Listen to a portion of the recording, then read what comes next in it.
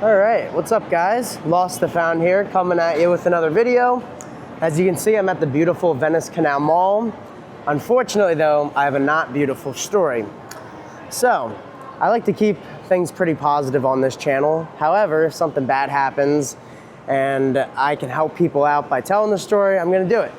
And my bad story is when I landed here in Manila about 3 weeks ago. So picture this, you just traveled about halfway around the world, you barely slept, and you're exhausted. You land at the Manila Airport, everything's very crowded, you want to get through immigration, you're tired, but eventually you make your way outside of the airport, or at least close to outside of the airport. The first thing that's going to greet you is different people offering you taxi ride services. And sometimes it's a little bit overpriced, but at least you know that you're going to be safe and you have security because they have some kind of partnership with the airport, I believe, because they're allowed to offer you rides inside of the airport.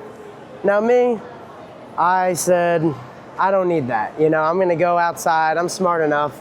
I can negotiate and get a better deal, right? So when you get outside, there's white taxis, yellow taxis. And let me just preface this by saying my previous times in Manila, I've been at the Manila Airport 2 other times, and I had no issues doing this. I surpassed all of the people on the inside of the airport offering rides, and I walked outside and I got a better deal, and I was like, oh, look at how smart I am. So I figured I'd do this again.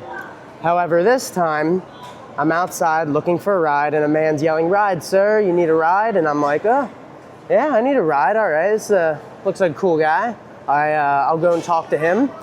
And so I did make sure to ask, I was like, what's the deal with this? Do you have a meter or what's up? And he's like, oh yes, we have meters, sir, we have meters. So I was like, okay, he's got a meter, that's good. And so basically I'm following him, walking to his yellow taxi, following behind him. He seems nice enough. And I did also make sure to say, hey, how much is this gonna cost roughly? Roughly how much will this cost? And he told me about 300 pesos. So in my head, I'm like, all right, this guy's got a meter, 300 pesos is what he said. I'm pretty sure I'm gonna be all right. I'm gonna go with this guy. So he walks me to his taxi, and maybe first red flag, this is kind of weird. There's another guy already in the taxi, so it's a tandem team, 2 guys, you know, one guy's already driving, and then this guy's walking me to the taxi. So I get in the taxi, not thinking much of it, because he says, oh, we're switching shifts. We drive the same car. One of us worked in the night. And I'm like, oh, okay, that makes sense. So yeah, the taxi ride starts. They start the meter. And basically what's going on is, you know, everything's going fine. I'm talking with them, having a good time. They're asking questions about me. And they're super nice. You know, everything's great. And I'm not even paying attention to the meter, really. I don't know what the meter even means. Is the meter counting how much money I owe? Is the meter counting how many meters, feet, miles I go? I don't even know. I'm tired, and these guys are nice, so I'm just kind of talking to them. So yeah, it's not too far of a ride, you know. In all, it ended up being around 30 minutes. There's some traffic, and eventually they get me to my drop-off point. And so I'm like, okay, here we go. And in my head, I'm not expecting to pay 300 pesos. I figured he lowballed me from the beginning, because 300 pesos is pretty small. And so I'm like, how much do I owe you guys? And they look at me and they go, well, sir, you know, they're doing some weird math. I don't really know what they're doing. And then he goes, 2,500 pesos. And I'm sitting there, you know, just shocked in the back, you know, just looking at them like, what are you talking about? 2,500 pesos. I'm like, dude, we talked, you told me 300 pesos. And he's, you know, giving me all the BS. Oh, sir, we hit traffic, it took longer, you know, they think I'm an idiot, they think I don't know that I'm getting scammed. And so yeah, I got very angry with them. I was like, you gotta be kidding me. I'm sitting there just, 2,500 pesos is crazy. I mean, that's pretty close to what it probably would be in the US, honestly. And so what ends up happening is I'm kind of arguing with them a bit. And then I'm like, you know what, screw this. I got ripped off, but I'm not giving them 2,500 pesos. That's crazy. So I take 1,500 pesos out, and I give them 1,500 pesos.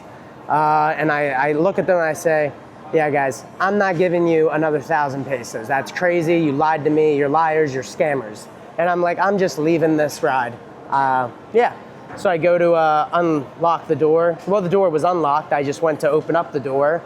And of course, the door wouldn't open even though it was unlocked. So these guys had it all planned out. They really got me. I couldn't even get out of the car to leave because I tried to hand them 1,500 pesos and then run out of the car.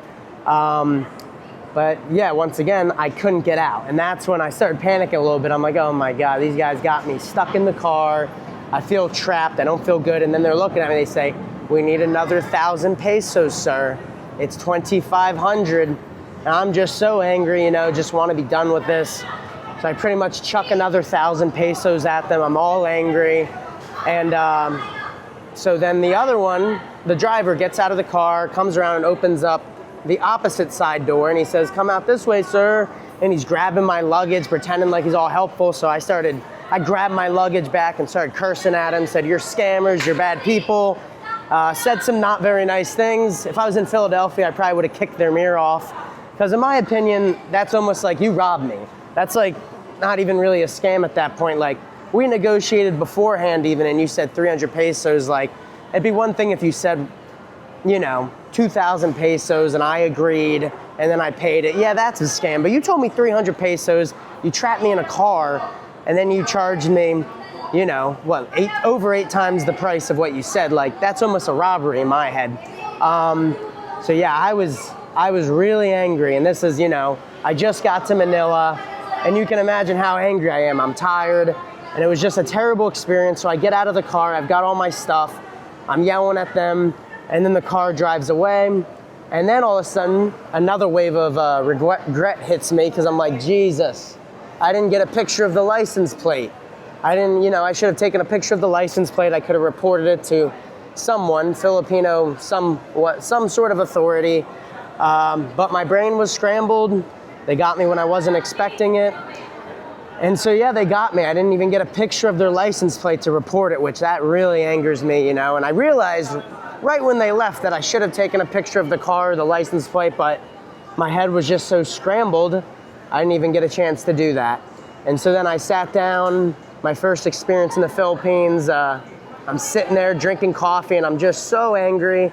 I'm not used to getting taken advantage of like that. And I'm just sitting there just so angry. And you know, I should be happy. I just got to the Philippines, but I was not happy. I was an angry camper. So I drank my coffee and just couldn't believe it happened. And I've got to say, I'm sure, like, the Philippine government, I feel like they got to do a little bit better job cracking down on that stuff there, because it can't be that hard to stop. You know, I'm sure the cops know kind of who's up to mischievous stuff and who's not. But long story short, guys, just take a Grab. If you get to the airport in Manila, take a Grab.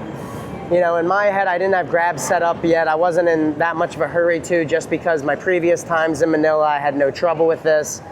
But yeah, if you just order a Grab, it's like Uber. It's super simple.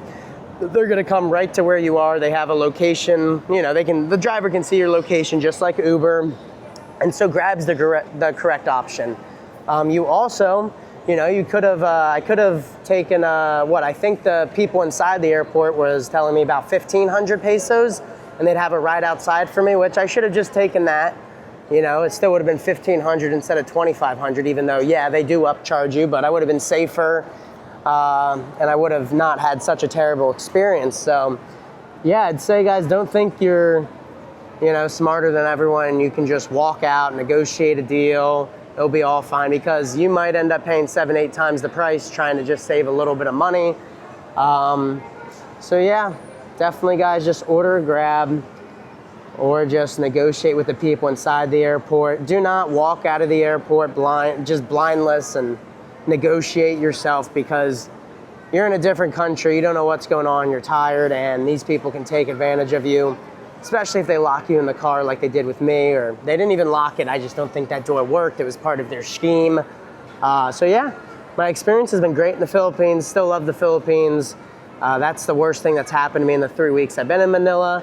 But it's just a really tough way to start your trip when you're so excited to get somewhere. You went halfway around the world, and then you're instantly just getting scammed really bad.